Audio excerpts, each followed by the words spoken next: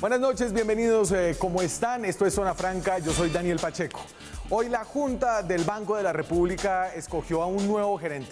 Esta es una elección importante, es una elección duradera, es la elección del señor que firma los billetes de los pesos colombianos. Fue seleccionado Leopoldo Villar, un respetado economista, para ser el cuarto gerente del banco desde que existe una banca central independiente como la creada en la Constitución del 91. Normalmente los gerentes del banco duran 12 años, sus periodos son de 4 años y la práctica ha sido que se reeligen 2 veces. Todos los anteriores lo habían hecho, excepto el saliente Juan José Chavarría. Por eso los señores que han firmado nuestros billetes son fáciles de recordar, porque son poquitos. Miguel Urrutia, José Darío Uribe, Juan José Chavarría, que sale ahora, y Leopoldo Villar, que entra desde el 1 de enero. De todas las instituciones creadas por la Constitución del 91, la Junta del Banco de la República ha sido la que tal vez mejor ha logrado convertir ese espíritu de la letra jurídica en una realidad. Es de las pocas instituciones realmente independientes del gobierno, independientes del Congreso, técnicas y con una burocracia bastante profesional.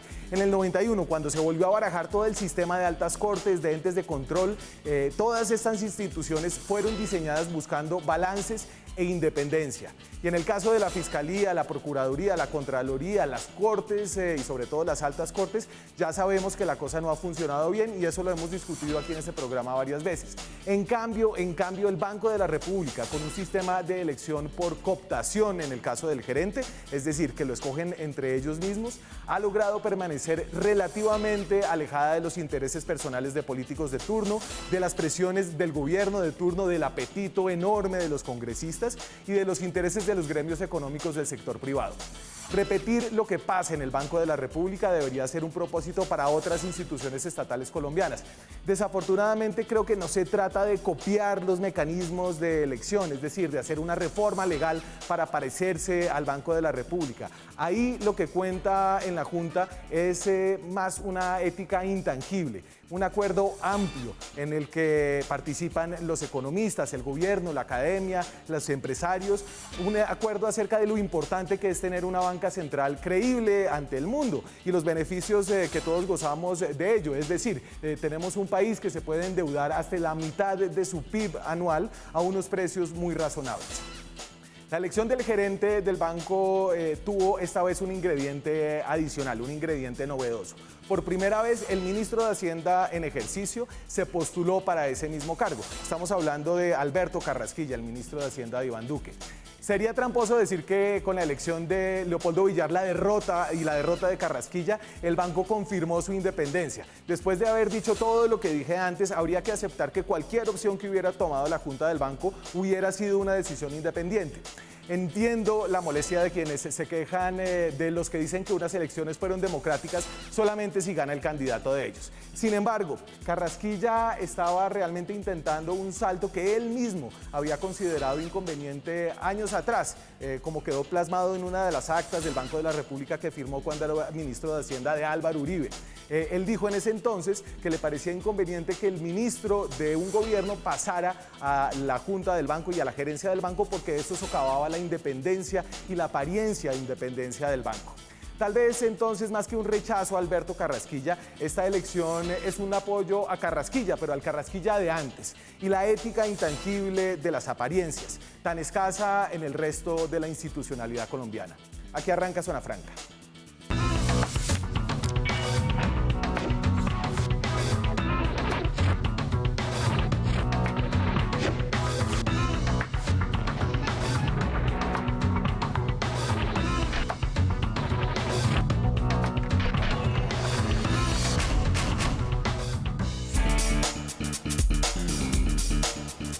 Son las 9:03 de la noche, vamos a hablar de economía esta noche, por eso volvimos a nuestro hashtag francamente la olla. No es que estemos en la olla por haber escogido a Leonardo Villar, tuve un lapsus ahí. Leonardo Villar es el nuevo gerente del Banco de la República. Leopoldo Villar es un historiador que escribió un libro muy bueno que me estoy leyendo sobre la presidencia de Virgilio Barco. En fin, tengo invitados aquí en estudio. Jairo Bautista es contador público de la Universidad Nacional, hizo una maestría en la ESAP y es doctorante en la Universidad Jorge Tadeo Lozano, es decir, que todavía no ha entregado la tesis. Estamos en esas. Muy bien, ánimo. Trabaja con el senador Gustavo Bolívar, quien ha tenido un rol importante en la Comisión Tercera del Senado, que es la que toca todos los temas acerca de reformas tributarias, tributación y finanzas. ¿Qué más? ¿Cómo va, Jairo? Muy bien, muy bien. Muchísimas gracias por la invitación. Lo quería invitar porque creo que se necesitan nuevas voces para hablar de economía, no solamente las voces de la Universidad de los Andes, que ahorita estaba viendo en la Universidad de los Andes los codirectores y miembros de la Junta Directiva, es decir, el ministro de Hacienda, el gerente y los 5 codirectores. 6 de ellos actualmente son economistas de la Universidad de los Andes. Cuando llegue Leonardo Villar serán 7, todos de los Andes. No es de los Andes mi otro invitado de esta noche, Sergio Olarte, es economista principal de Scotiabank y es del externado. ¿Qué hubo, Sergio? ¿Qué hubo, Daniel? ¿Cómo le va? Un gusto volver a estar por acá y nada, sí. Uno que no es de los Andes está, me parece bien. Sí, ¿y por qué hay tanto uniandino allá? ¿Por qué qué? Porque hay tanto uniandino en el Banco de la República. No, en el Banco de la República, en el Ministerio de Hacienda y en Fedesarrollo, que es como la puerta giratoria de la macroeconomía colombiana, ¿cierto? Pues no sé si puerta giratoria, pero sí es la tecnocracia de la economía colombiana. Pero también hay de otras universidades. La verdad es que, por ejemplo, yo estuve durante 12 años en el Banco de la República y pues no soy un uniandino. Sergio, le quería arrancar con usted, quería preguntarle cómo le pareció esta decisión de hoy. Mire, me pareció excelente. Leonardo Villar es una persona, primero de la Casa del Banco de la República, que ayudó a instaurar lo que usted dijo desde el comienzo, la institucionalidad actual del Banco de la República, la inflación objetivo, que es la que hoy rige como política fundamental del banco, y además la tasa de cambio flexible. Es esa persona pues, que ayudó de in situ pues, a generar toda la credibilidad que nadie duda en este momento y que además de todo, pues con la elección de él, nadie va a dudar de aquí en el futuro que el Banco de la República es una institución independiente que vela por la estabilidad de los precios en la economía. Yo le tengo a alguien que va a dudar. Jairo, ¿usted va a dudar o no? En parte, yo creería que el rol que ha jugado el Banco de la República en términos del control de la inflación ha sido pues, indudablemente importante. Pero una economía no solamente se guía por la inflación. Entonces, seguramente muchos de los debates en economía que deberían darse es si el rol del Banco de la República sirve solamente para estabilizar el sistema monetario colombiano, pero posiblemente ha descuidado otras metas de desarrollo económico, particularmente el debate viejo que hay en economía sobre inflación y desempleo, ¿no? Sí. Con inflación muy bajas y desempleos muy altos en América Latina, uno no podría decir efectivamente que la política del banco sea tan exitosa. Pero pues digamos que en términos de inflación no hay... Claro, si ese es su objetivo, ha sido exitoso. Este año la inflación seguramente va a estar por debajo de 2 puntos al final del año. Yo simplemente voy a hacer aquí un repaso, creo que ese repaso lo hemos hecho muchas veces en el programa de algunos datos. Y creo que el dato principal que miran, bueno, los banqueros centrales, los banqueros, es la inflación, pero además están preocupados los ministros, los planeadores, sobre todo por el PIB. Creo que esta es una medida que acapara la mayoría de la discusión económica. ¿Cuánto crece la economía colombiana? Y la economía colombiana ha crecido de manera, es decir, no voy a decir mediocre, pero mediocre no significa mala. Creo que le ha ido peor a muchos otros. Esta es una serie desde el 99, por ejemplo, la economía colombiana ha sido supremamente resiliente a las recesiones, solo ha tenido 2 en 20 años. Usted mira Venezuela, Argentina, otros países de la región y han tenido muchas más, y ha tenido un crecimiento promedio, yo creo que en los últimos 20 años de por ahí, ¿qué? 4. Por ahí entre 3, 5, un poquito más abajo, creo yo. Pero hay otra cantidad de datos, entonces uno mira esa línea y uno dice, bueno, después de la pandemia de pronto seguimos otra vez y rebotamos de estas caídas tan duras que han tenido y vamos a recuperar nuestro PIB. Sin embargo, una mirada de otros datos. Yo les propongo a mirar más, una mirada más abarcadora en la economía, por ejemplo, el de pobreza. Entonces, este es un dato que había tenido unos números muy buenos antes del 2013. creo que venía de un descenso importante, veníamos de 40% de pobreza, pero fíjense que más o menos desde el 2013, 2014, el descenso es muy pobre, no se ha avanzado y no estamos hablando de lo que va a pasar después de la pandemia, cuando Fedesarrollo dice que la pobreza monetaria, que es... casi al 50%. Va a estar en 50%, pero es una pobreza que ha permanecido estable en los últimos años. Esta es una revisión que hizo recientemente el DANE. Y la pobreza extrema también, la pobreza extrema se quiere erradicar, es una de las metas de Colombia hace tiempo y como va la tendencia no se va a lograr. Y la de desempleo que mencionaba Jairo es una línea también problemática. La línea de desempleo desde el 2009, es decir, más de 10 años, vemos que ha habido un rango de mejora muy leve que no duró tanto tiempo, es decir, que llegamos a un 9,1, esto es octubre, estoy comparando octubre del mismo año. Perdón, Sergio, que usted no está viendo estas, pero yo sé que usted las tiene todas en la cabeza y que sube a 16. Entonces... Esa mirada, Sergio, de la economía colombiana y del rol del Banco Central no es una mirada que esté dentro de las discusiones actuales de los economistas y de los mercados. No, creo que además no solamente creo que está en la discusión de los economistas alrededor del mundo, sino creo que se debe dar y es muy, muy importante. Ahora, la siguiente pregunta es, ¿quién tiene que hacer volver a rodar la rueda y crear círculos virtuosos? Un banco central cuya único instrumento es dar o quitar dinero a toda la economía, no a un sector, a toda la economía, de una manera objetiva, o los gobiernos, como se están haciendo ahorita, que sí tienen políticas subjetivas y ahí sí se puede hacer la pregunta de, bueno, ¿qué sectores queremos impulsar? ¿Qué sectores son los que pueden manejar esta salida de la trampa de la pobreza? Por ejemplo, sectores intensivos en mano de obra como la construcción, como el comercio. Sí. El Banco Central de un país, yo no creo que pueda, digamos, subjetivamente darle dinero a un sector. Imagínense que el Banco de la República le diera al sector, no sé, voy a poner un ejemplo, a los paneleros, dinero así regalado porque ellos están mal, o a los paperos ahorita, justamente con el papatón. Entonces se le da a los paperos y después entonces pues el sector de la lechuga va a decir que también necesita y después entonces eso se crea inflación porque es dinero que ellos van a gastar que no se produjo realmente y entonces la gente que no se le da ese dinero pues va a sufrir que no se puede proteger contra la inflación. La política monetaria es una política objetiva que se irriga a toda la economía, mientras que la política fiscal sí tiene cosas muy subjetivas y se puede decidir, digamos, qué país queremos y qué sectores podemos incentivar más que otros. Y solamente para explicar esa diferencia, estamos hablando de lo que puede hacer el Banco de la República, que es bajar o subir las tasas de interés.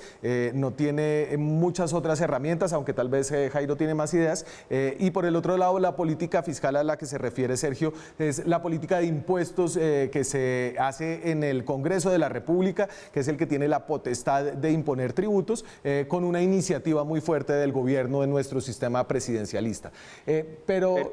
Sí. Pero no solo impuestos.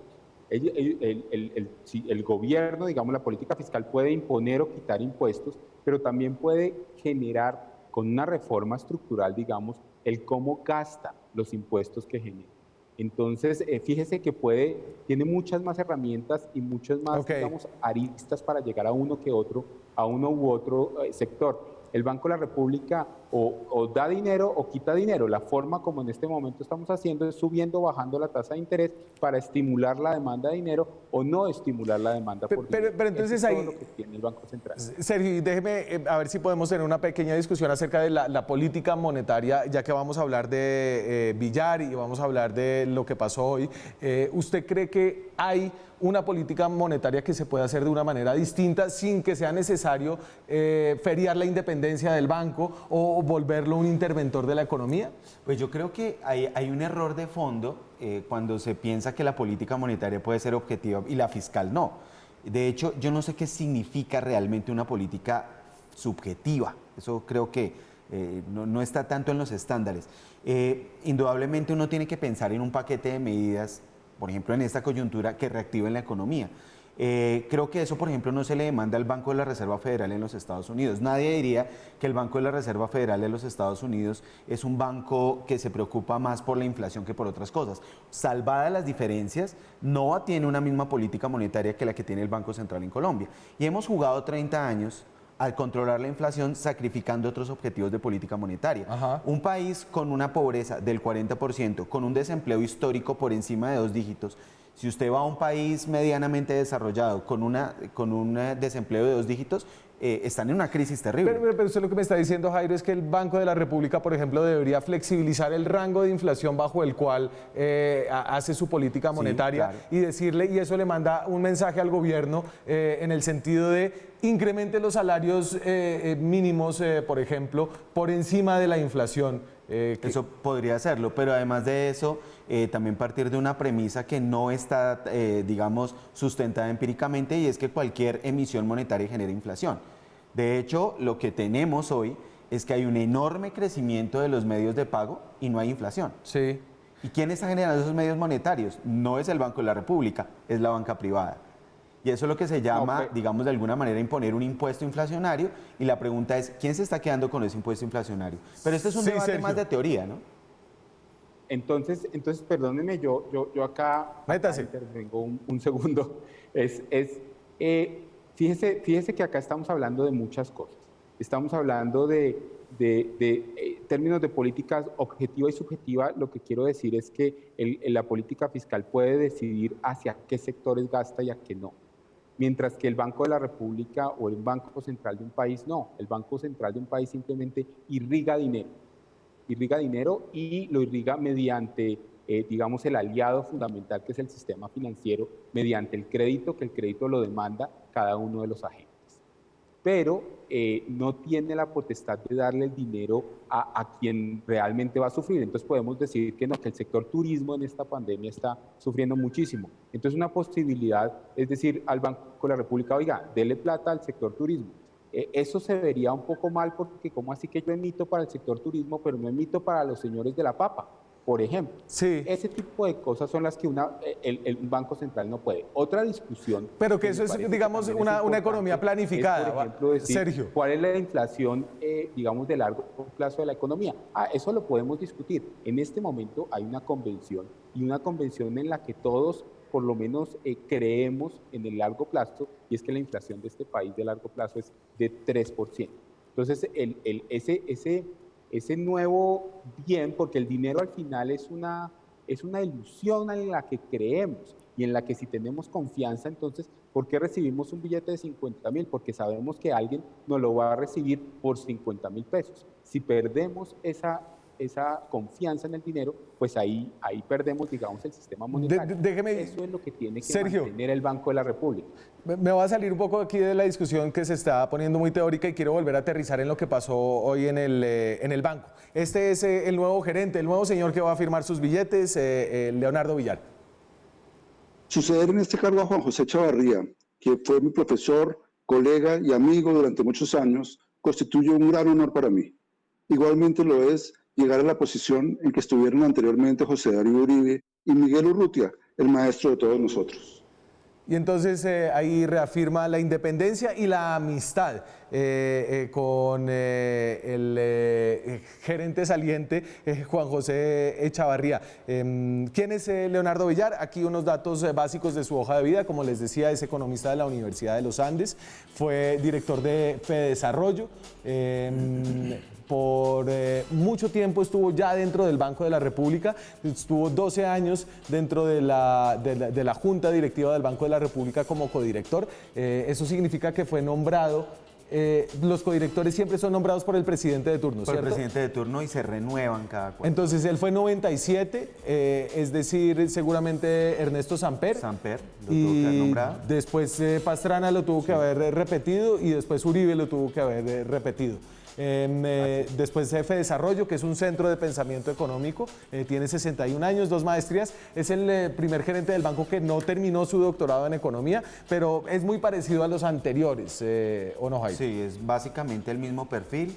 casi que uno podía calcar ese perfil, ¿no? ¿Qué es cuál? Ustedes les dicen ortodoxos. ¿Qué es un economista Economistas ortodoxo? uniandinos que estudian en los grandes centros de pensamiento de la economía ortodoxa, es decir, el credo neoclásico o la teoría neoclásica, pues para darle un contexto, y básicamente ruedan por los mismos La sitios, teoría ¿no? neoclásica es que el mercado es la principal fuerza ordenadora de la economía. Entonces, eso y otros pequeños detalles, pero para no andar en detalles teóricos, uno lo que podría decir es que hay una creencia de la autorregulación del mercado y eso es de alguna manera el credo económico dominante no solamente en la política económica, sino también en las escuelas de economía. No, pero venga, una cosita, qué pena, no es que el mercado se autorregule, es que el mercado es capaz de generar con la regulación adecuada de los gobiernos, incentivando la competencia del mercado, los precios dan la información necesaria. ¿Esto qué quiere decir? Quiere decir que cuando yo voy a una tienda y compro, no sé si puedo hacer esto, pero voy a comprar un chocorramo, no tengo ni idea cuánto cuesta, 1.500 pesos, la información del precio del chocorramo quiere decir que ese precio es el justo precio en términos de cuánta demanda y cuánta oferta hay por chocorramos. Eso es porque el gobierno también tiene la potestad de regular los mercados lo suficiente para que ellos efectivamente lleven los precios. No es simplemente que se autorregula, no. La economía de mercado involucra al gobierno y el gobierno es un ente fundamental y la regulación de los mercados es un ente fundamental. Eso se comprobó después de la crisis de 2008. Y una mirada alternativa. Entonces eso es importante. Y una mirada alternativa a eso, y volvemos a la teoría que está bien, creo que lo que hace el Banco de la República es muy teórico y como decía Sergio, pues la economía es básicamente una ilusión porque todos creemos en ella, si no se desvalorizaría. ¿Cuál es una visión alternativa, Jairo? Bueno, la visión alternativa implica reconocer que los mercados pues de alguna manera están en un permanente proceso de falla, ¿no? O sea, no funcionan bien. ¿Benefician a unos más que a otros? Sí, claro. El problema de la regulación, un poco lo que están hablando es que la regulación del gobierno es necesariamente política, no es técnica, porque el gobierno tiene intereses políticos. Entonces, regular un mercado no necesariamente implica imponerle condiciones de eficiencia o de precios óptimos. Vea usted, por ejemplo, cómo hoy tenemos una regulación de mercado con un oligopolio en el sector financiero. ¿Cuántos bancos hay en Colombia? Y sin duda usted lo que va a ver es que si lo compara con los años 90 y hoy, el número de bancos en Colombia es mucho más pequeño.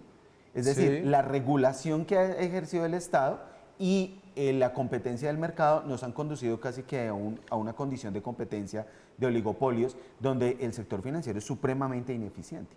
Ahora, podríamos discutir si el problema es de regulación del Estado. Posiblemente lo sea, pero también es una falla de mercado. Pero entonces, no ha sido capaz déjeme, porque yo creo que ahí Sergio va a tener que, pues va a tener cosas que decir, ya que es el economista principal de Scotiabank.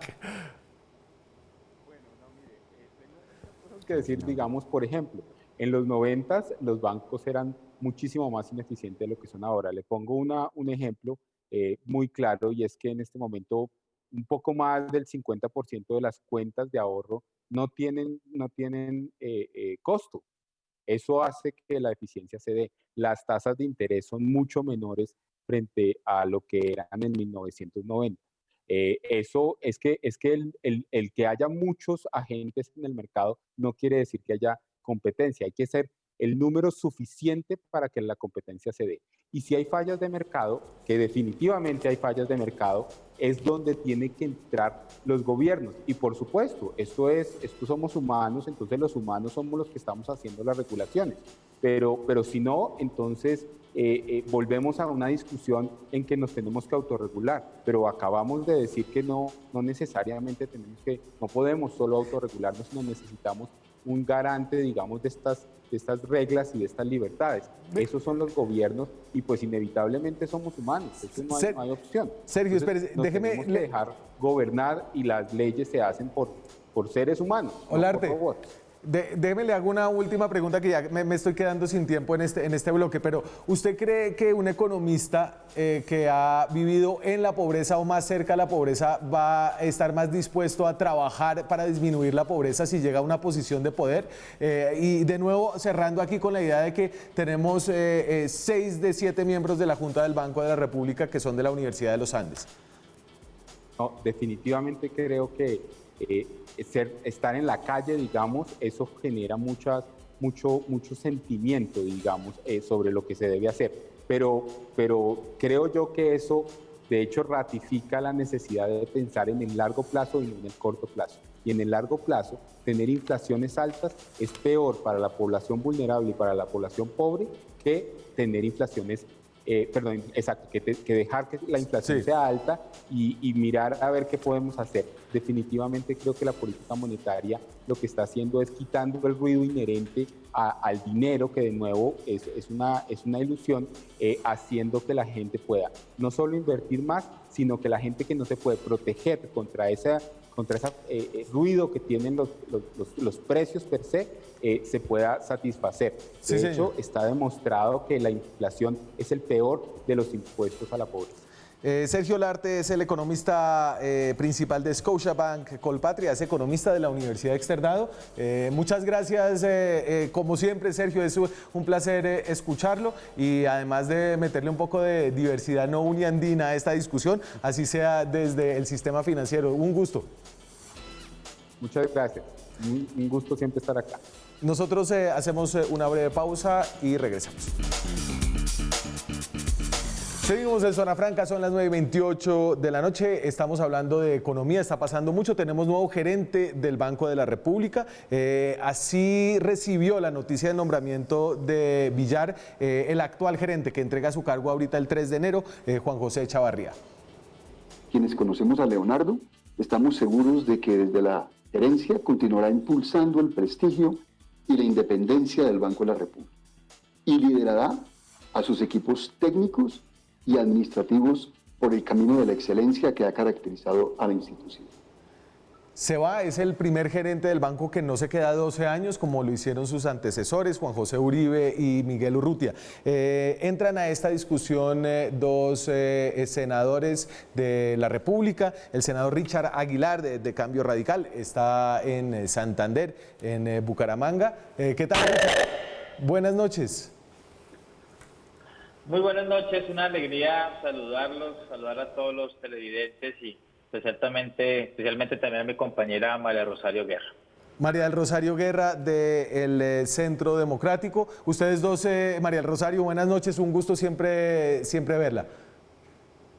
Daniel, muy buenas noches, un saludo para ti, para el senador Richard, para los televidentes y me alegra nuevamente estar en Zona Franca. Ustedes dos siempre muy activos en las discusiones sobre política fiscal y sobre reformas tributarias, es decir, muy activos siempre porque cada 2 años estamos en esta. En este gobierno creo que va a ser, todos los años van a venir con su reforma tributaria porque la pasada nos tocó aprobarla 2 veces.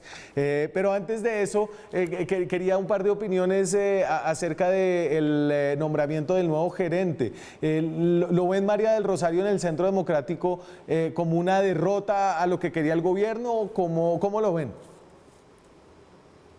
Mire, primero déjeme decirle que Leonardo Villar tiene todas las cualidades personales y profesionales para ser gerente del banco. No solo estuvo 12 años en la Junta del Banco, sino en FEDesarrollo y estaba ahora en el Fondo Monetario. Así que creo que como Alberto Carrasquilla, cualquiera de los dos, pudieran haber manejado el banco con mucha técnica, con mucha responsabilidad. Así que en ese sentido el país tiene que estar tranquilo. Y yo no le deseo sino éxitos a Leonardo y el gran reto de contribuir con las decisiones del banco para la reactivación. Y quiero reconocer la labor de Juan José Chavarría. Fueron 4 años que estuvo y también le tocó este año duro. Él logró que el banco pudiera inyectarle cerca de 40 billones de pesos a la economía para que durante estos periodos de dificultad ni el gobierno, ni el sector financiero, ni las empresas carecieran de ese flujo de recursos necesario para seguir la actividad económica. Así que La verdad, yo... Y María del Rosario... creo que quedó también en muy buenas manos la gerencia del banco con Leonardo Villar. Senadora, solamente para resaltar que tal vez el Banco de la República es una de las pocas instituciones que no se politizó entre el santismo y el uribismo en ese arduo debate que tuvimos de casi 8 años y Echavarría era visto como en algunos círculos como muy cercano a Santos, pero me parece interesante y honesto y grato su reconocimiento. No, es que lo quiero decir, si hay algo que ha caracterizado históricamente a Colombia es el manejo macroeconómico. Independientemente que un ministro de Hacienda o que un gerente del banco sea afecto o no a un presidente, lo importante es que han tratado siempre de preservar el buen manejo de la economía y preservar ante todo, que es lo más importante, ese carácter técnico e independiente. Yo sigo apoyando la independencia del banco, su carácter técnico y el trabajo armónico con el gobierno. No podemos olvidar que el ministro de Hacienda está sentado en la Junta del Banco y eso permite esa articulación entre el gobierno y el Banco de la República. Y esa ha sido una de las características del éxito de Colombia y lo vimos ahora. Juan José Echavarría estuvo muy sincronizado con el gobierno, sí, contribuyó de manera importante con la Junta del Banco a que en la pandemia se inyectara recursos, liquidez por cerca de 40 billones. O sea que yo sí le hago un reconocimiento, me parece que ha sido una tradición del manejo técnico, un manejo serio en la política económica. Y senadora Aguilar, ¿usted quiere comentar sobre esto o nos vamos de una a la tributaria? No, rápidamente es porque no los estaba escuchando hace unos segundos, pues yo celebro el nombramiento del nuevo gerente. Yo creo que el doctor Villar, como decía María Rosario, tiene todas las cualidades profesionales y personales para liderar la política macroeconómica de nuestro país y yo creo que se vienen los grandes retos. Yo creo que el gerente saliente Juan José Echavarría hizo una grandiosa labor con la Junta del Banco, tuvieron los momentos más difíciles de lograr la liquidez en nuestra economía, de bajar la tasa de referencia en más de 225 puntos porcentuales, que lastimosamente en este momento no se ve reflejado en las tasas bancarias. Y vemos que hay que seguir trabajando en las comisiones económicas. Siempre hemos sido grandes aliados del Banco de la República, pese a que trataron de politizar la elección. Vemos que fue muy acertada la nueva designación del gerente del banco. Y entonces ahora sí, la reforma tributaria fue anunciada esta semana, salió Alberto Carrasquilla de su oficina y habló con los medios, no lo había hecho en mucho tiempo, y salió un poco a hablar de su aspiración a la gerencia del banco, que se vio frustrada, no lo eligieron, pero también salió a anunciar una reforma tributaria en el 21. Yo no he escuchado al presidente decirlo, María del Rosario, y debemos tomar el anuncio del ministro de Hacienda como un anuncio de gobierno o falta todavía confirmar eso. Daniel, déjame primero decir que Alberto Carrasquilla no solo es un gran economista, sino que le ha tocado vivir dos momentos cruciales de la vida económica nacional. Recuerden ustedes que él también le tocó vivir un momento difícil cuando fue ministro de Hacienda entre los años 2003 aproximadamente al año 2008, y lo hizo bien y ahora. Y el anuncio que hace el ministro Carrasquilla, yo creo que es el anuncio que el gobierno del presidente Duque ha venido analizando. Nosotros vamos a requerir una reforma tributaria y por eso hemos planteado que si se va a discutir, se discuta, inicie la discusión por tarde en febrero del otro año, que nos llamen a extra, porque realmente la situación fiscal del país lo amerita. Y usted, Richard, obviamente Cambio Radical es ahora parte casi no declarada de la coalición de gobierno. Creo que formalmente siguen en la independencia. Siguen en la independencia, ¿cierto? Sí, formalmente. Seguimos en la independencia en este momento tan coyuntural para el país, trabajando y rodeando al gobierno en lo que consideremos que sea acertado. Yo coincido con María Rosario y se lo dije personalmente al ministro, tuve la oportunidad hace unos días de hablar con él y por supuesto se avisora una reforma tributaria. en tiempo, tiene que ser iniciando año. El contenido es lo que no sabemos aún. Yo creo que hay unos inamovibles, como lo hemos hablado también con María Rosario, no se puede tocar el IVA. Yo creo que ese desgaste que se tuvo en la primera, o en la ley de financiamiento. En el Pero año Richard, para allá no se puede vamos. repetir. Para allá vamos. ¿Pero se cortó? No, vamos para el IVA, es decir, no hay de dónde, cuando ponen el tema en términos de exenciones tributarias y beneficios, hay que tocar la canasta del IVA y creo que eso quedó implícito, No, pero... yo creo, Sí. yo creería, Daniel, que sería un garrafal error si lo pretenden tocar. Hay que mirar lo que están haciendo otras economías mundiales, en donde le están tocando los bolsillos a los ricos, ¿no? A los ricos, en donde, por ejemplo, aquí se ha hablado muchas veces del impuesto al patrimonio, que nosotros lo modificamos por encima de 5.000 millones con un 1%, y pues hay una sobretasa al patrimonio que puede llegar por encima de los 8.000 millones de pesos. Yo creo que el contenido es lo que se está por discutir. Señor. El IVA no se podrá tocar, es algo, y lo digo de antemano, que Cambio Radical no apoyará. Yo sé que también Centro Democrático estará en la misma postura, y hay que revisar muy bien. Richard, y espérese, ¿qué va a hacer la comisión de expertos? Senador, dejemos un poquito más para adelante, tengo todavía un par de cortes de comercial, voy a hacer uno ahora mismo, seguimos hablando de la tributaria que se viene después de comerciales. Seguimos en Zona Franca, estamos volviendo a hablar de política fiscal, porque viene una tributaria en el 2021. A mí realmente esta discusión me parece fascinante, emocionante, divertida. Colombia recoge muy poquitos impuestos, 144 billones de pesos al año, nuestro presupuesto es de más de 200 billones de pesos, todo el resto es prestado, rentas, y comparado a otros países, incluso países similares a nosotros, como Chile, recogemos menos impuestos como un porcentaje del PIB.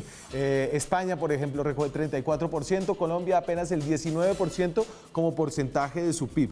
¿De dónde salen los pocos impuestos que recogemos? Salen sobre todo de las empresas y no de las personas. Esa es la siguiente, muchachos. Muchas gracias. Ahí van. Entonces, ¿de dónde salen estos impuestos? Que son apenas el 19% del PIB colombiano, salen sobre todo de las empresas. Comparado con otros países, los impuestos empresariales, digamos, son el 33%, los personales el 15%. Esa distribución es distinta en países como México y en el promedio de la OCDE aún más. Las personas pagan más impuestos que las empresas. Y termino esta rápida y es la torta del recaudo. Nuestros impuestos que tenemos ahora mismo, ¿de dónde salen? La mayoría, un buen pedazo de esos, sale del IVA. El IVA es un impuesto que se le cobra directamente a las personas, a los consumidores y también a las empresas. El IVA es el 28% de esa torta de los impuestos. La renta a empresas es el 25% y ahí ya está más o menos la mitad de la torta. Otros impuestos el 16%. Renta a personas, que debería ser mucho más alto, es apenas el 6%. Y el 4 por mil cada vez más diluido en la nueva reforma tributaria. En la nueva que ya es vieja porque ya vamos a tener una nueva. Estamos hablando con la senadora María del Rosario Guerra, con Richard Aguilar. María del Rosario, Richard decía aquí de entrada que ya hay una línea roja, al menos en Cambio Radical, y es que no quieren que se toque el IVA. El IVA hace parte del conjunto de exenciones que existen. Cuando hablamos de exenciones y beneficios, no solamente las empresas son beneficiadas, también los consumidores. Y esas exenciones y esos beneficios, ¿estarían ustedes de acuerdo en el Centro Democrático en discutirlos? Bueno, lo primero que tengo que decir es que esa canasta básica de alimentos y de bienes que los colombianos día a día consumen, nosotros no estamos de acuerdo que se le vaya a poner algún tipo de gravamen, mantenerla sin IVA. Eso, el número exacto, creo que está alrededor de unos entre 40 y 60 productos que son fundamentales para generar las calorías necesarias para los colombianos y que golpean duramente el bolsillo de las personas más vulnerables. Por eso nosotros introdujimos en la última reforma, la del año pasado, la devolución del IVA a los más pobres se le está devolviendo 37.500 pesos mensuales como una también compensación por el efecto regresivo que tiene el IVA. Pero en el IVA se le introdujo en diciembre del año pasado unas exenciones tributarias que se pueden revisar para ciertos sectores. Esas son las que yo revisaría. Se hicieron exenciones tributarias al sector de medicamentos, al sector del arroz, a varios sectores se le hicieron exenciones tributarias. Esa la revisaría, como también creo yo que hay que revisar. Por ejemplo, yo defiendo que se mantenga el descuento del 100% del IVA a los bienes de capital, pero creo que se puede revisar el del ICA. Entonces hay temas que podemos revisar sin tocar para nada la canasta básica de alimentos y de bienes que usan los colombianos. Esa para nosotros es un inamovible. Y senadora Aguilar, seguramente cuando usted habló con el ministro y él le dijo, bueno, nos interesan las exenciones y los beneficios, y ahí hay mucha cosa de IVA, senadora Aguilar, ¿por qué no considera que nos metamos con las exenciones a la canasta básica? Y él seguramente le dijo, cuando usted le dijo que no, pero mire, ya le estamos devolviendo el IVA a las personas más pobres del país. Tal vez si les devolvemos más, usted estaría inclinado a repensarse esta línea roja acerca de la canasta básica. Es que con ese nombre sí es un veneno político. Es que hay varias cosas que analizar. Lo primero, en la ley de crecimiento económico que aprobamos el año pasado, se creó la creación de una comisión de expertos que estamos a la espera que nos dé un diagnóstico sobre los beneficios y las gabelas tributarias que existen en nuestro sistema tributario. Muy bueno va a ser ese resultado que arroje la comisión para mirar cuál va a ser la punta de lanza de esta reforma tributaria. María Rosaria mencionó algunas exenciones, por ejemplo, lo del descuento, que está de acuerdo con el descuento del IVA en los bienes de capital, pero que se puede revisar el del ICA. Pero aquí viene otro problema. Los mismos empresarios que quieren reactivarse, que hace poco incluso aprobamos una ley de turismo, una ley del sector cultural, en donde estamos dando más beneficios tributarios, bajando incluso la tarifa del impuesto de renta para el sector turístico al 9% e incluir otros sectores, pues va a ser muy difícil llegar a un punto de acuerdo. Yo miraría más a lo que está ocurriendo en otros países que se puede replicar, que no hemos debatido en nuestro país, los impuestos verdes.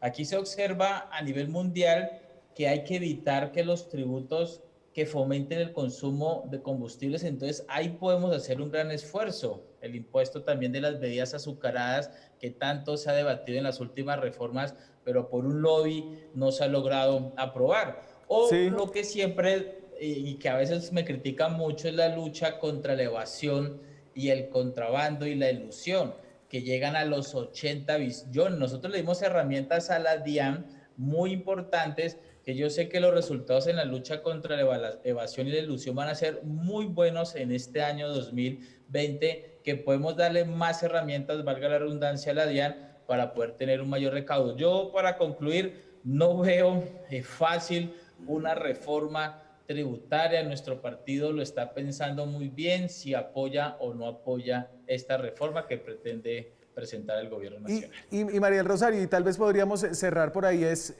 ¿cuál va a ser la manera en la que el gobierno debería explicarle a los colombianos en medio de la primera recesión en 20 años la necesidad de pedirles a algunos de ellos que se metan las manos y saquen plata para impuestos porque el gobierno lo necesita?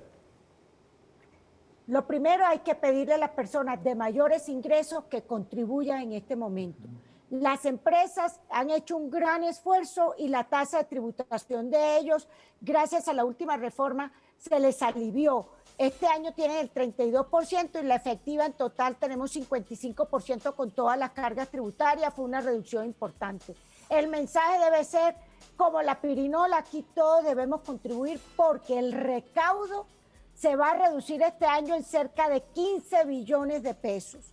Y para el próximo año, fíjense ustedes, habíamos iniciado con un estimativo de que podíamos tener un recaudo de ingresos cercano a los 160 billones, pues vamos a tener un estimado alrededor de unos 154 billones de pesos. Entonces, este año se dieron alivios tributarios porque no solo se redujeron impuestos como el de los tiquetes aéreos que se bajó al 5%, del 19 al 5%, o como el impuesto al consumo que se suspendió para los restaurantes frente a la pandemia.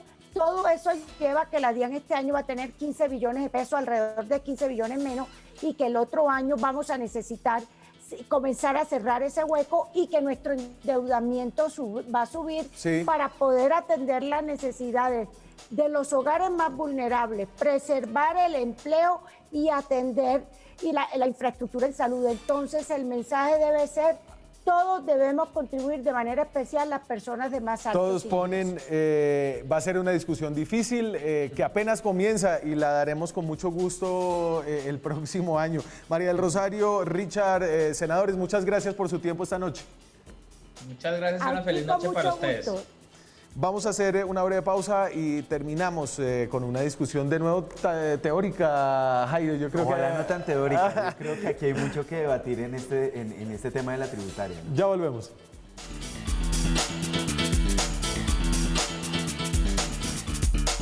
Es una cifra muestra. Seguimos en Zona Franca, estamos en directo, son las 9:54. Jairo, entonces, una mirada poco ortodoxa a una reforma tributaria que plantearía. Y entonces, mire, yo le digo, las exenciones y los beneficios, lo que dice, me das la claqueta de exenciones y beneficios, porfa.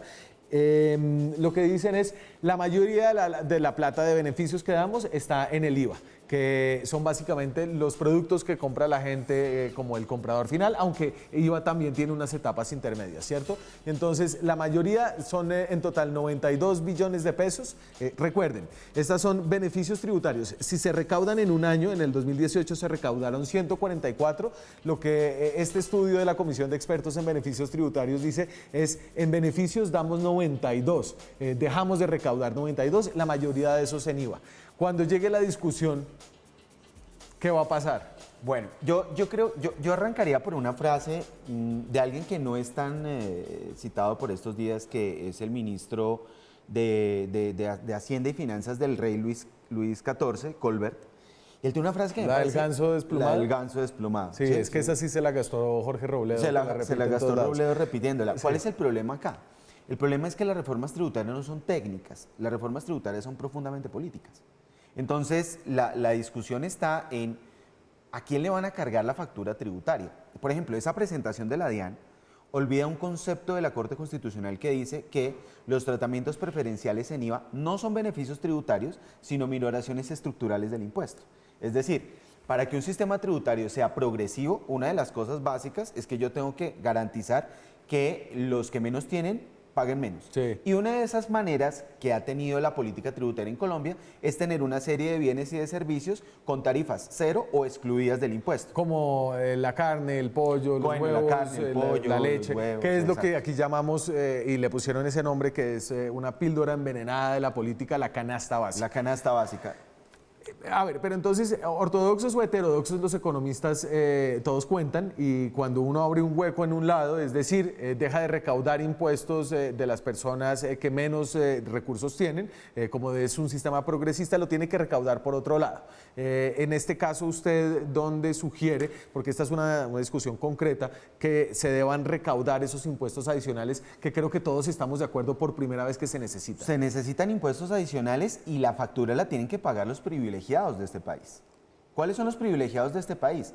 Aquellos donde está el resto de tratamientos tributarios en renta, que entre otras cosas la cifra que presenta la DIAN está subestimada porque solo presenta los que están en el marco fiscal de mediano plazo, que son los más importantes. Pero entonces, no todos. Entonces, en renta, Colombia ha intentado, o tal vez solo ha logrado conseguir impuestos de las empresas grandes. Y entonces tiene una dependencia desmedida. Y muy poco de las personas. Y muy poco naturales. de las personas. ¿Usted cree que hay suficiente riqueza en las personas naturales colombianas como para conseguir estos impuestos? Pues seguramente no en el colombiano promedio, que era un poco lo que hablábamos. No, fuera de en los cámaras. ricos colombianos. En los mega ricos y en los hiper ricos, sí, claro. Pero el problema es cómo vamos a tramitar un impuesto que grave a los mega ricos y a los súper ricos, cuando el problema político que hay detrás es que estos se hacen sobre representar en el Parlamento. O sea, porque una cosa es lo que decimos aquí en los albores de la reforma tributaria. Entonces, no nos vamos a meter con el IVA. Pero en las noches aciagas de cada reforma tributaria, 2, 3 de la mañana, ahí terminan apareciendo. Y ahorita estamos hablando de la tabla de la canasta familiar, que son 145 productos, Sí. de los cuales el 65% ya tienen IVA. Entonces, ¿qué ha pasado? Que no se ha respetado esa regla, que es más del discurso político que de la realidad de las decisiones que se toman en el Parlamento. Y eso no se ve, porque el tejemaneje de esto es muy complejo, la gente no lo ve, y al otro día amanece con que determinado producto, pum, amaneció con IVA. Y entonces, y a manera de cierre, porque ya se me va a acabar el programa, hay un argumento recurrente en el establecimiento político que reconoce un manejo técnico de la economía en Colombia. Y creo que usted insiste en que eso tal técnico no existe. Todo es político en la economía. Bueno, por lo menos en el caso de los tributos sí. O sea, yo creo que en otros aspectos potencialmente pueden haber cosas que puedan ser técnicas, que no son otra expresión, sino de legitimar un interés político. Pero en la reforma tributaria esto es claramente político. O sea, aquí hay intereses muy concretos. Y eso es lo que ha hecho, ojo con esto, que Colombia sea de los países de la OCDE que después de impuestos menos cambia su sesgo de desigualdad. O sea, Colombia antes y después de impuestos es igual de, es más bien, es igual de desigual, no afecta la desigualdad. Y ese es uno de los problemas principales que tiene este país, un problema sin resolver, un problema que abogados han querido resolver a través de demandas constitucionales, que economistas han tratado de perpetuar a través de reformas tributarias y que los congresistas y políticos no están interesados en cambiar. Señor, muchas gracias por venir. Muchas gracias a ti por la invitación. Gracias a ustedes, nos vemos mañana con más periodismo, más debate, más opinión. Chao.